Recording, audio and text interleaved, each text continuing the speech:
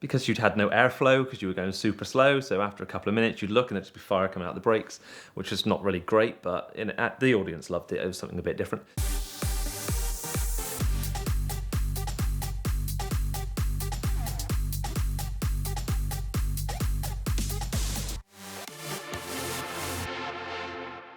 In 2018, we found out there was this crazy bid for some electric cars to be built for a show.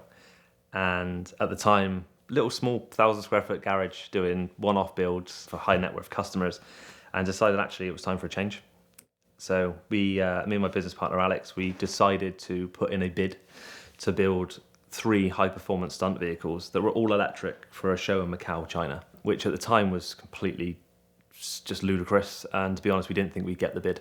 And when we did, we had to try and set up a company, find bank accounts, pretend we were real and we had insurances, because we'd obviously gone and told them we were this company and we existed and we'd done all this before, and we actually hadn't. So it was sort of jumping in at the deep end, but it gave us our cash flow and our growth to actually be able to start the company up. At the point when they came and spoke to us, they didn't really have anyone else to ask, because they'd gone around in circles. They'd asked lots of companies. I mean, I've heard that they'd also approached EVWest, and EVWest are just like, no, you're crazy.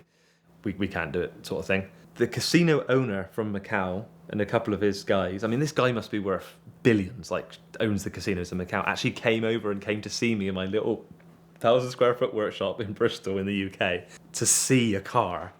And what did I have? I had my ratty old Nissan R32 Skyline with a Tesla motor in the back. And all he did is he turned up, we pulled it outside the unit, we did some donuts and an electric Skyline, and that was it. He was happy. We're done. Which is really weird to say, but that seemed to sell it for them, that, oh yeah, look, it can do some donuts, it's an electric car, let them build them. And that was sort of as far as it went. We didn't have any crazy contracts in place or anything like that. There were some deadlines which weren't too hard to meet. But these days, if we did it again now, there would have been so much contract, so much paperwork, so much health and safety.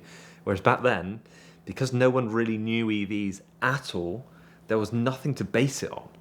The film work we've done since then has been crazy. We've had to put fire suppression systems in, special safety shutdowns, lights that come on when there's HV present, also remote shutdowns so we can shut the vehicles down if someone has a crash in them and all that sort of stuff. Whereas back then there was none of that at all. It was just build it, make sure it spins the wheels. They didn't even know what the parts were in the cars. It was just, as long as it worked, that's all they seemed to care about. I don't think they had any fire suppression systems in place. I didn't do anything.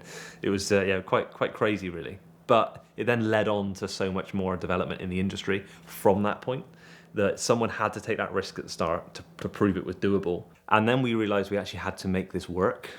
So we had an interesting time with building these cars for Macau and China. So it involved taking a truck, driving to Norway, picking up 3 Tesla battery packs, a load of motors, definitely overweight, going back across the border, which was great because customs never check anything anyway. Back then, they had no idea what we were taking in the cars because it was a load of Tesla batteries, which these days I think they'd go absolutely nuts if we were transporting battery packs across borders without any paperwork. But back then, no one really knew what we were doing.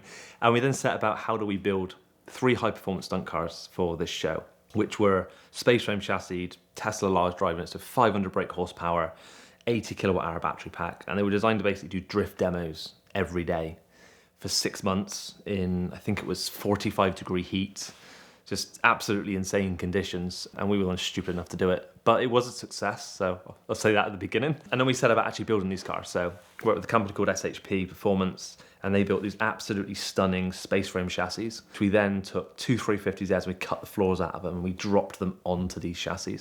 Obviously bucket seats, hydraulic handbrake. We used some really cool things with the pedals. So you had your accelerator, but you had front brake and rear brake and rear hydraulic brake. So you could basically lock up the front wheels to do super low speed drifting, which is quite cool when you're in it, because the sort of arena was quite a confined space. So you couldn't carry proper speed into that arena like you would if you were doing proper drifting. And it was a slippery floor as well. So it was quite difficult conditions. So there were some really cool things we did that. So you just super low speed drifting, which was absolutely amazing. Apart from the fact that when you were doing it, you kept setting the brakes on fire, because you'd had no airflow because you were going super slow. So after a couple of minutes, you'd look and there'd just be fire coming out the brakes, which is not really great, but the audience loved it. It was something a bit different. Alongside that, we built the third car was actually a Porsche 996 body on a space frame chassis. But that was a little bit different because as much as it was electric, it was also a fire car. So it was an electric car designed to be set on fire for the purpose of the show. And somehow health and safety in Macau thought that was a great idea and actually allowed it to happen, which these days I think that would never be allowed because everyone seems to be scared of EVs and fire for some crazy reason. I don't know why, but the press seemed to love it. And so this is a fire car. So it had basically the driver could be driving along, you could press a button and there was gas canisters in the back and it would basically allow fire to come out from the whole rear windscreen. So it was slatted basically. You'd have fire coming out of that up over the rear spoiler. And then it had these fluid injectors basically just behind the rear wheels. So when you wanted to, you could accelerate and basically leave a line of fire behind you, a bit like the Back to the Future car. So that was pretty cool. And then it would drive over it as it went round. But alongside the cars we built, we also worked with another company called Electric Classic Car, and they built these electric buggies.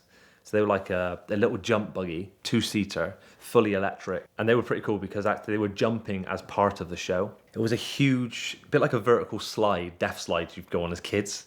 So it's a death slide, probably about 40 foot tall, doorway in the middle. And they decided that with these jump buggies, they could potentially drive up over the door and back down, which they managed to do that without doing anything stupid. But then they decided they could actually jump them as well. So they started jumping these buggies, but to jump them, to get a run up, they decided they would hook the buggy up to a winch to the top of this death slide, put a ramp at the bottom, and then let it go until it went over the jump, which did actually work great after a bit of testing. The first couple of tests, I think they blew shocks out of them, they did all sorts of stuff, but it was this EV that was jumping, which was pretty insane, to actually jump an EV without any issues, because it hadn't been done before. It was like, are we going to break the batteries? Are we going to break the motors? We actually didn't run into any big issues. The only vehicles we ran into issues with on the actual show was the electric motorbikes. KTM bikes, fully electric. They were the first ones they just released. They took a bit of getting used to for people. Really odd not having gears on a motorbike and being able to drop down a gear. And also the thing of, when someone's jumping in a bike, they'll move the throttle, they'll press the brake to balance out. But obviously they're always engaged in gear, and the spin up of the EV motors compared to the petrol stuff, that was a bit weird for them to work out how to do it. So they actually kept blowing gearboxes out of them all the time because they'd land on throttle a tiny bit.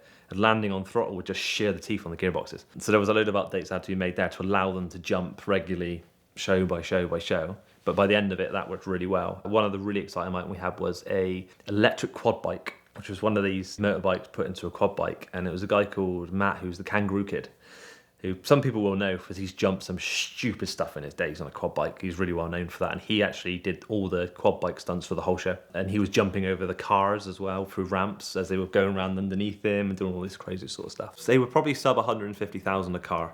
And this was full bespoke built car. I mean, obviously we just started out, so to us, that was a lot of money back then. Like, my previous business had turned over maybe that in like 3 years, and suddenly someone's offered that to build just 3 cars. It was like, this is mental. And there was only 2 or 3 of us at the time, so really low overheads. So probably way too cheap, but back then, someone took the risk. Someone let us build something that was completely different, and we got paid to do it, which was what was the exciting bit for us back then. From my memory of the show, it was very much Mad Max style show where electricity was the only thing they had left because there wasn't any fuel, and they would fight about electricity basically. So it would seem to be a Mad Max theme where they were Mad Max, it was all about dinosaur juice, to suddenly the opposite where they were actually fighting about getting electricity. So it was more of 100 years down the line from today of, in the future, you haven't got petrol vehicles, everything's electric. So people are going to fight about electricity, not about oil. And that was sort of the plot from my understanding was from that approach. I don't think it got the uptake they'd hoped, but it was in a big casino, but it was a first of its kind. I think it's been the only of its kind since that someone's actually gone and done it and done a full electric indoor vehicle show rather than running gas engines and stuff like that and just sort of smoking out the audience and making their eyes water, which is what would normally happen. It was maybe a bit before its time, but I reckon probably in the next 10 years we'll probably see a lot more shows indoors that are all electric. Over the last 4 years, we've partnered with Glossit to show off some of their amazing detailing products, give you some great deals, and show how much they can transform any car. But did you know that Glossit University is also one of the most amazing online resources for education, mentorship, and coaching for whatever your business is in the detailing space? Whether you do paint correction, ceramic coating, PPF, wraps, anything like that, they can take your business to the next level. And right now, they're offering free 15-minute phone consultations where you can schedule at the link link in the description below. Tell them about your goals, tell them about your business, about yourself, and really where you want to get to, and they'll show you if they're online courses, they're in-person classes, where I'll actually be in their August class, or they're one-on-one or group mentorship programs with Rich Light from Glossit. It's an awesome way to take your business to that next level. So set up your phone consultation now, talk to them about where you're at today, and they'll tell you where you could be tomorrow.